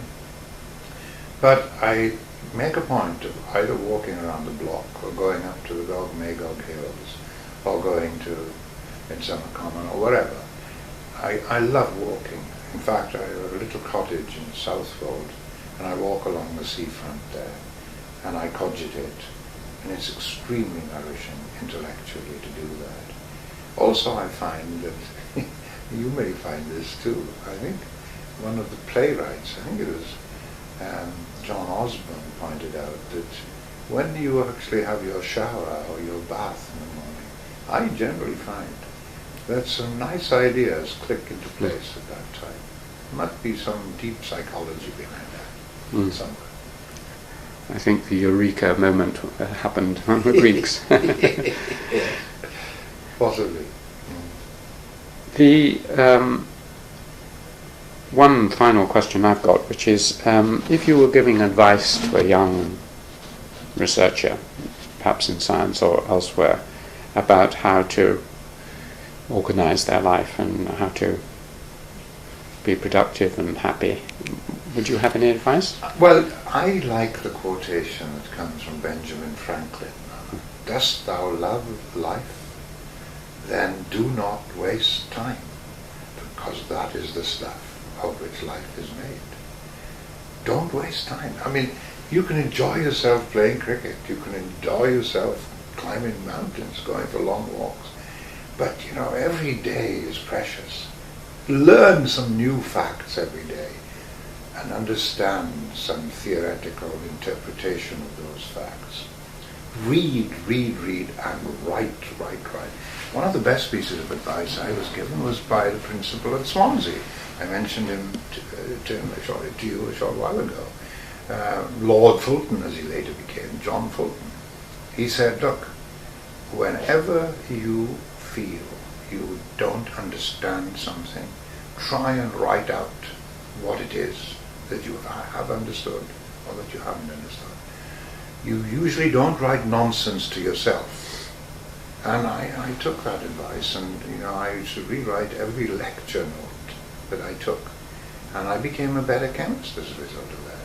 I write extensively still, and sometimes the articles are not published, but more often than not they are. But I believe that I understand things better by trying to articulate things, not just in an exact way, but also in a fluent, a stylistic way, you know. Obviously one ought to write in such a way as to not just educate, but to some degree entertain the reader or the viewer or whatever.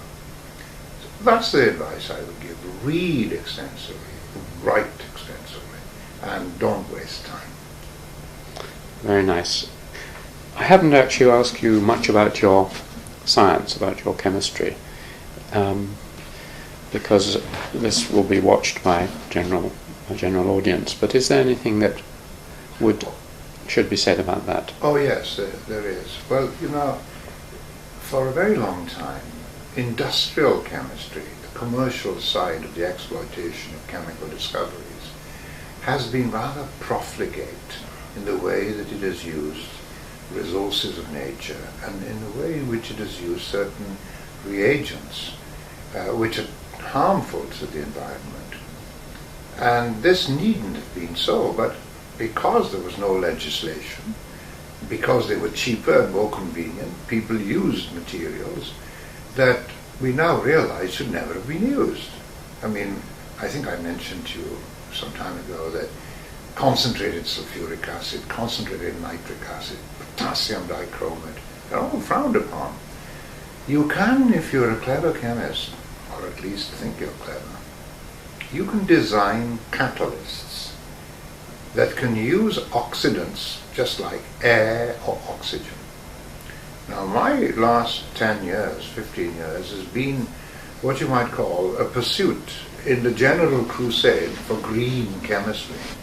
What I've been doing is to assemble catalysts in a solid form such that they can oxidize in a gentle way a material using air or oxygen. It's a very benign kind of thing to do. That's what keeps me occupied. I'm also always have been interested in developing new experimental techniques in chemistry. I'm very proud of the fact that in the mid-60s I realized that the electron microscope was a vitally important tool for the chemist. There was hardly anybody in the world who believed that at the time. And when I got to Aberystwyth, I had 3 electron microscopes there. There wasn't a department of chemistry in the world that had 3 electron microscopes. Most of them, places like Harvard even, didn't have a single one. And now, no department of chemistry in the world is without an electron microscope. And such prizes as I've won, some of them have come because of my contribution to the chemical side of electron microscopy. And other techniques too, you know, and we can go into details. You can use synchrotron radiation. If you accelerate an electron so rapidly in circles, it'll emit X-rays. And those X-rays are extremely powerful, and they're very intense, and you can vary the wavelength that they have. And furthermore, they're coherent. That is to say, all the waves are in train. Now you can do wonderful chemical experiments that enlighten you as a physicist or as a biologist or as a chemist. You can disentangle the intricacies of structure, of proteins, of enzymes, of hormones, of new electronic devices and so forth, using such radiation, synchrotron radiation. I started using that with a vengeance when I got to the Royal Institution. There's a synchrotron in Daresbury. There's an even bigger one now that's come on stream just outside Oxford in the Rutherford Appleton Laboratory.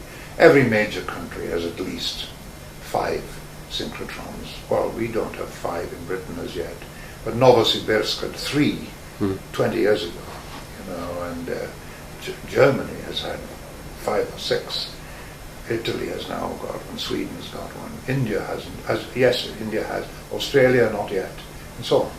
Synchrotron radiation is extremely important. It's really variable wavelength X-rays at huge intensity, far more intense, about a million times more intense than the X-rays that you would be exposed to in a hospital. And that means that you can take a picture, if you like, of a molecule or even an atom in a very, very short time, in something like a picosecond, which is a millionth of a second. A picosecond. Femtoseconds are now all the rage, which is 1,000th of a millionth of a second. Nanoseconds were just coming in when I was teaching, you know, and when I was a student, to do things with a microsecond was thought to be really very advanced. So I've covered many things and you've given me some wonderful material, but there may inevitably be things that you would have liked to have been asked or talk about. Are there such things? Well, I think not, actually. I think you exhausted most of the topics that I thought that you would raise in this interview. No, I don't honestly think we've missed out anything of significance. So I'd be quite happy to leave things as they are. That's lovely, because when I asked George Steiner at the end of his interview if there was anything, he said, "Alan, you've been too kind. You should have asked me what my great disappointment in life was." Also, words to that effect. What did he say? Well, he said, actually, very interesting. He said his great weakness was envy, invidia, because he spent his life around encircled by these wonderful minds. He'd been in the Princeton Institute and was been in the presence of the greatest physicists, and he'd had Borges staying in his house and so on. And he himself recognized that he wasn't in that league, and he felt this Salieri disappointment in the presence of the Mozarts. Do you know, isn't that interesting? Have you ever met Sir Brian Pippard? Do you know who I mean? He was the Cavendish professor. He's still alive, 87. Terrifically cultured man. Wonderful musician and a top-notch physicist. He taught Josephson. And he, one of the best teachers in physics, wrote a wonderful book on thermodynamics. He once told me that there were just two people on this earth that he'd come across during his career who were beyond envy. One was Lev Landau of Moscow, a fantastic physicist. Landau is the man who coined the expression, often in error but never in doubt. And the other one was Onsager, Lars Onsager, the Norwegian thermodynamist or quantum mechanic, theoretical chemist, both Nobel Prize winners. And Landau never came to Cambridge, but I think Brian went to Moscow on several occasions. Landau died at the age of 61. He was, I think, from Azerbaijan. He was a Jewish gentleman, died at the age of 61. He was phenomenal.